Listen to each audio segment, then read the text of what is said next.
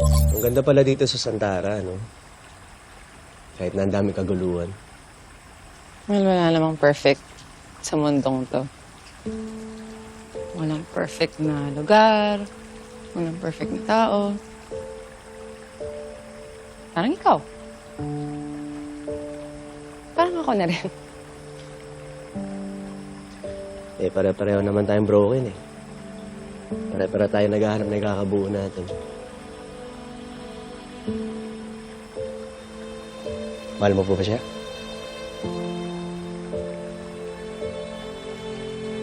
Ay.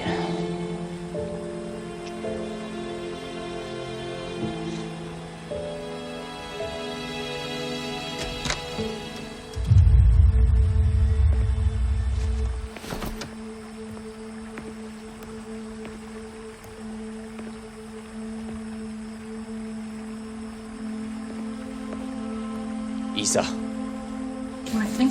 ikaw matigas talaga yung mukha mo, ha? Ha? Bantay sa lakay ka talaga sa asawa ko, ha? Ay mo tigilan yung asawa ko! Mama na! Hoy! Hoy! Tama na! Tama na yan! Huwag kang makialam. Ano pa kasing ginagawa mo dito? Andito ako para iuwi ka, Isa. Tapos ganito maabutan ko? Ha? Matigas talaga yung mukha mo, eh, no? Hoy! Ano yan? Martin! Anong nagawa mo dito? Yung asset mo, bantay sa lakay sa asawa ko. Ayaw pa rin tigilan, matigas yung mukha. Ano, Isa, ganun na lang? Gantiyan na lang tayo? Just to set the record straight, walang nangyari sa amin ni Hex. At lalong-lalo na wala kaming relasyon. Kaya huwag mo akong pagbintangan na parang ako ang may kasalanan sa'yo. Ikaw ang may ataso sa akin, Martin!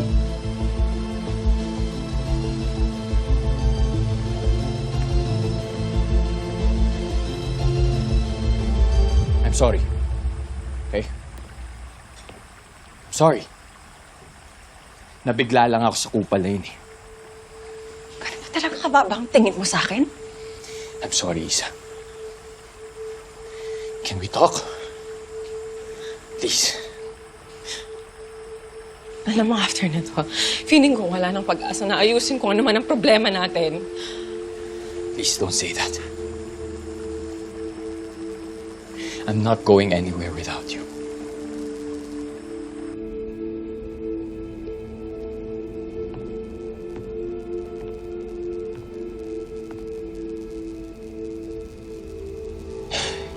Tol, alam mo ganyan, ha? Makatingin ka parang ako na yung sinasabi mong mali. Wala naman akong sinasabi. Pero seryoso, makasing ginawa mo, galit na galit yan. Wala akong ginagawa. Nag-uusap lang kami. Tsaka, Tol, alam ko na may lugar ko, eh. Can we just forget about what happened? And umuwi na tayo, please? Hindi nga ako pwedeng umuwi. Kailangan ako ni Galo at ng team ko. Okay, fine. If you're staying, then I'm staying. You have no business here, Martin. That's where you're wrong, Isa. I have every reason to be here. Asawa pa rin kita. And I will do everything to protect you. Wala kang magagawa. I'll do whatever it takes to win you back. Asawa pa rin kita.